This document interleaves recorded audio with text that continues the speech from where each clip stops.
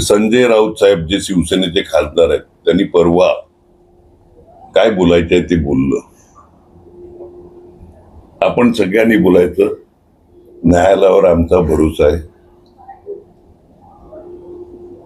जर सत्ताधारी ऐकत नसतील तर अशा वेळी न्यायालयाने काहीतरी करायला पाहिजे.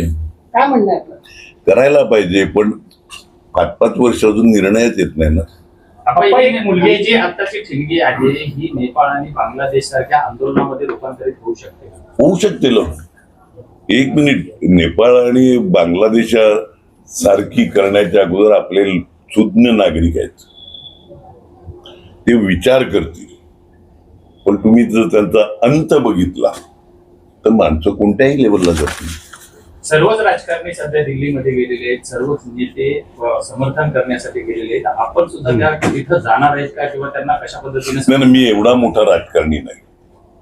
मी एवढा मोठा राजकारणी नाही का दिल्लीत माझे समर्थन कसं असणार? समर्थन 100%. आज आमचे वसईला पण जातील ना लोक. सगळ्यांनी दिल्लीला जायची काय गरज आहे? मोठमोठे नेते गेले. हे बघा, हे सगळं प्रतिकात्मक असते. ठाकरे साहेब गेले, काँग्रेसवाले गेले, अमुक पक्षाचे गेले, पण झालं सगळे पक्ष. यांच्याशी कधी संपर्क करण्याचा प्रयत्न केला?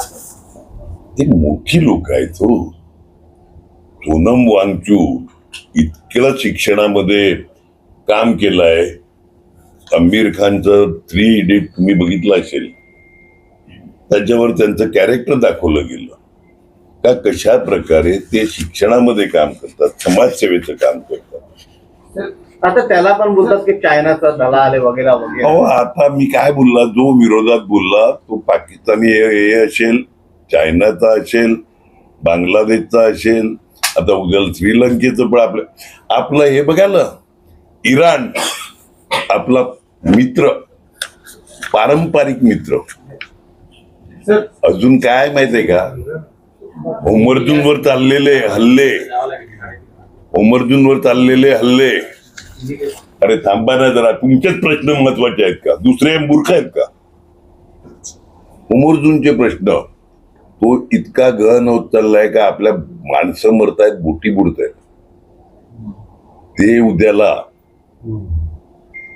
500 रुपये 700 रुपये पाकिस्तानमध्ये होते ना, आहेत बोललात ना पेट्रोलचा भाव, तो उद्याला भारतात झाला तर आश्चर्य वाटून घेऊ नका. आणि त्याच्यावरच लक्ष जाऊ नये म्हणून हे सगळं चाललंय.